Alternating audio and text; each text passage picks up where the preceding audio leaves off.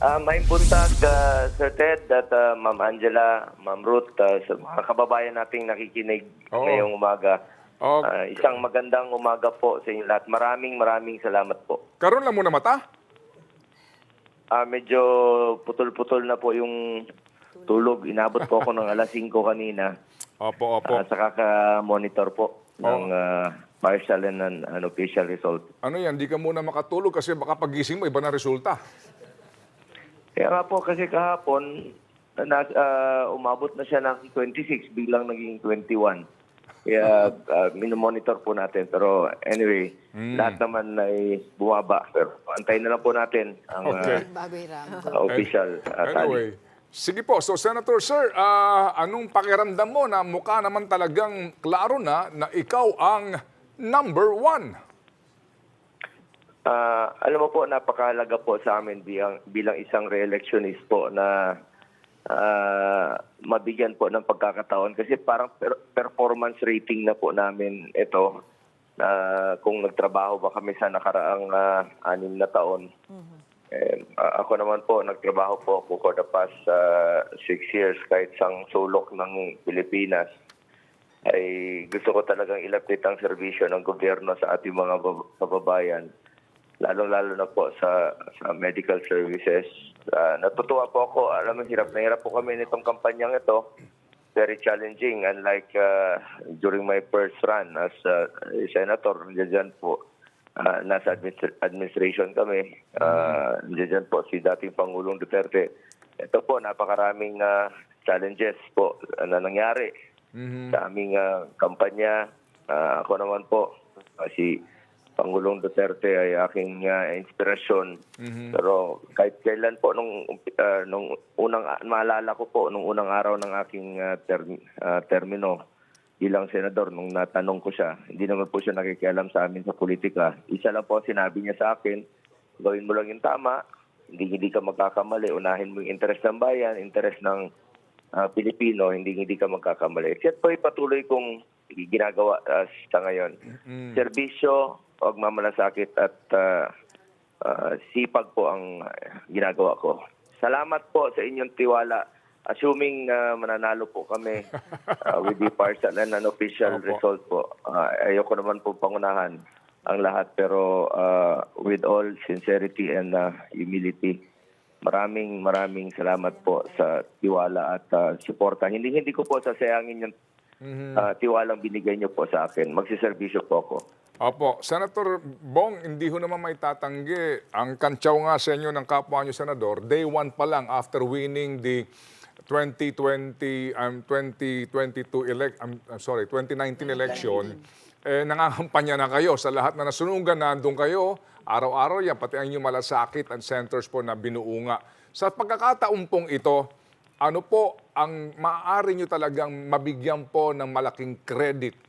Bakit po ito ang naging resulta ngayon ng halalan? Babalikan ko lang po, tama yung sinabi nyo. After my proclamation dyan po sa PICC, instead of kumain sa hotel, kasama yung ibang mga nanalo, pumunta po ako sa nasunugan sa Caloocan at doon po ako nakipag-budol fight dahil during campaign period, bawal pong mamigay ng tulong. So binalikan ko po sa kanila. At alam niyo, God is good, God is fair. Pinagpapala po ang nagpapakumbaba. Gusto ko pong maalala po na isang public servant, not just a senator. Gusto ko pong maalala yung nagtatrabaho talaga para sa Pilipino.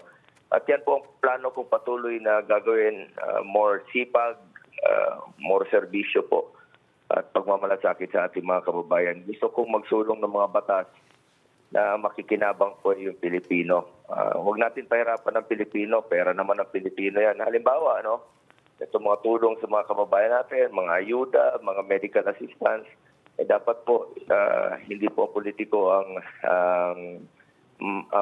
masusunod dyan. Dapat po yung mga ordinaryong mamamayang Pilipino ang makikinabang kagad. At as naging chairman po ako ng Committee on Health, gusto kong tutukan itong PhilHealth po. Isisingit ko na lang po, sir, napakalaga sa atin ito. PhilHealth po ay para sa health naman po yan. Hindi naman po negosyo yan na palaguin. No? Dapat po insurance yan, medical insurance na may masasandalan po ang Pilipino. At yung reforma po ng PhilHealth, tututukan ko rin po. And of course, itong sa sports, isang paraan po na may pagpatuloy, inalabanan po ang illegal na droga at ang kriminalidad through sports po. Get into sports, stay away from drugs to keep us healthy and fit po. At bilang chairman ng sports po, proud lang po ako, sir. Dahil since dati kunelan po tayo, wala tayong napapanlunan na ginto. 2019 tayo naging chairman ng sports. Suportahan natin ang ating mga atleta. Nagkaroon tayo ng first ever gold sa 2020 Tokyo Olympics at nagkaroon tayo ng 2 gold naman po sa 2024 Paris Olympics. We can produce more Olympians po, medalists. Not only Olympians but Olympic medalists po. Kaya natin to. Magtulungan na po tayo. Senator Bong, si Ruth Cabal po ito. Yes, ma'am. Senator, yung in-expect niyo po ba na ganito kataas ang magiging pwesto niyo dito? Kasi kung titignan natin yung surveys, parang sinasabi na tumaas daw po kayo nung panahon na inaresto itong si dating Pangulo Duterte ng ICC. Ano? Parang, do you see the sympathy votes, yung ganito? Or talagang sa tingin niyo po ay yung nakita rin talaga yung track record niyo at yung inyong trabaho sa Senado po? Both po. Malaking bagay rin po yun, no? Nung may sympathy votes naman talagang galit yung tao. At isa po yan sa aking pinagdadasal hanggang ngayon. Sana po'y makabalik si dating Pangulong Duterte. Pinagdadasal ko ang kanyang kaligtasan at ang kanyang kalusugan. He is 80 years old na po. Dapat po, nandirito po siya sa Pilipinas. Dapat po dito siya nililitis. Anyway, malaking bagay po 'yon, malaking tulong yung nangyari no sa amin sa team. Siyempre, pero malaking kawalan rin po yung kanyang physical presence sa mga rallies po. Siya yung pinaka malakas na endorser. Pero bago po yung aresto ay nandiyan na rin po tayo sa top 2 no. Nandiyan 1 2 3. Siguro po kalahati ay talagang nagtrabaho naman po tayo. Sipag po ang puhunan ko rito at sinseridad sa pagsiservisyo. Matatalino po ang mga botante. Sa totoo lang po, alam naman po nila kung sino yung nagtatrabaho nung nakaraang 6 na taon. But my personal assessment, Ma'am Ruth, nagulat po ako. There were some surprises no sa naging resulta. Based sa survey, meron tayong nakikitang surprises na biglang tumaas, biglang ganito yung butane. Not only sa survey dito sa senatorial. You check even the party list, may mga pagbabago. My personal assessment, there are 20% of the electorate na tahimik, gusto po na nagtatrabaho ang kanilang pinili. Yun po yung mga nakita kong pagbabago rito. Ayaw nila ng gulo, ayaw nila ng gusto nila nagtatrabaho ang kanilang mga leader. Right. Senator Bongo, this is Angela Lagunsad po. Tanong ko lang po kung nakapag-usap na po kayo ni Vice President Sara Duterte regarding this election results. Hindi pa po, no. Ako rin po ay nagpapasalamat sa ating Vice Presidente sa pagtulong rin po sa Duterte senatorial candidates. As of this moment, hindi pa po kami personally nagkakausap po. Opo. Hindi ho naman may tatanggi, Senator Bong, itong medyo, obserbahan na marami nga, itong hindi ho ganoon ka maayos ang inyo pong, shall I say, ugnayan kay VP Sara. Sa ngayon ho bang sitwasyon sa pagkaka-aresto po ng dating Pangulo dito po sa nangyari ngayon sa halalan, kumusta po ang inyong ugnayan kay VP Sara?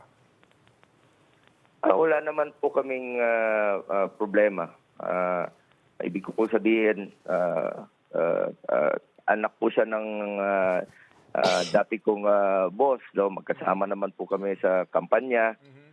Tinuturing ko rin po siyang pamilya. Kung tinuring rin po akong pamilya ng kanyang ama noon at ako. Kung sino yung minahal ko noon. Kung sino yung mahal ng kanyang tatay, ay mahal ko rin po yun. Opo. At mahal nyo rin po si Mayor Baste. Opo. Nagkasama po kami noong huling araw ng kampanya during the meeting de Avance sa Davao, during the rally of the Hugpong, yung local party po, no? Nandun, in-endorso rin po kami. At magkasama rin po kami ni Vice President Sara noong May 8 sa meeting de Avance po ng PDP laban candidacy. Itong Duterte po, dyan po sa Liwasang Bonifacio. Opo. So, ibig sabihin po, so far ho naman, hindi nga po maitatanggi, di ba? Alam po naman natin yung mga pangyayari in the past, no? So ngayon po, ang relasyon po ni Senator Bongo at ng pamilya Duterte po ay naayos na. Wala po akong problema dahil pamilya po ang turing ko kay Vice President Sara. Amen. Sige po. So Senator Bong, kayo ba, is there any chance na dalawin niyo ang dating Pangulo sa The Hague? Kung meron pong pagkakataon po, no, ako po'y gusto ko rin pong personal na makadalaw, though very strict po ngayon. Ang allowed lang po ay ang kanyang immediate family and the legal team. Namimiss ko na rin po ang dating Pangulo dahil sanay po tayo na siya'y nakakasama from since 1998 up to 2022. Kasi bakit 2022? Dahil nung nag-end po yung termino niya, sinamahan ko po siya na umuwi siya ng Davao. Kaya lang po, nasa Davao na po siya regularly. Hindi ko naman po ang aking trabaho. Nirerespeto naman po niya ang aking trabaho bilang senador. Sa telepono po ba kayo nakakausap, Senator Bong? Ngayon po, hindi na po sa telepono kasi pamilya lang po ang allowed. Pero noon, nung nasa Pilipinas pa siya, madalas siyempre po. Opo. Itong ugong-ugong po ng ICC arrest na ito, hanggang ngayon ho ba ito'y nasa inyong kaisipan? Hindi naman po mawawala yan sa lahat, no? May mga umuugong na mga ganon storya. Kaya nga po gaya ng sa sinabi ko, we have a working judicial system. Ako po'y naniniwala sa ating judicial system. Bakit po doon dinala? Meron namang tayong working judicial system dito. For me, si dating Pangulong Duterte, harmless na po yun. Mas magiging harmful po yun kung nananatili siya sa ibang bansa. Dapat nandito po siya. He is 80 years old na po. Opo, oo nga po. So Senator Bong, ito pong inyo pong ito pong inyo pagiging number 1 ngayon, and then meron din pong mga bahagi po ng Duterte na pinalad ho dito sa eleksyon na ito. Pardon us, baka ho sabihin niyo masyado kaming adelantado, pero hindi maitatanggi ho na pagsisimula po ng 20th Congress, pag-uusapan ng 2028. Ano ho ba ito? Ito ba'y palatandaan po ng pinalakas na puwersa ng Duterte at PDP laban for 2028?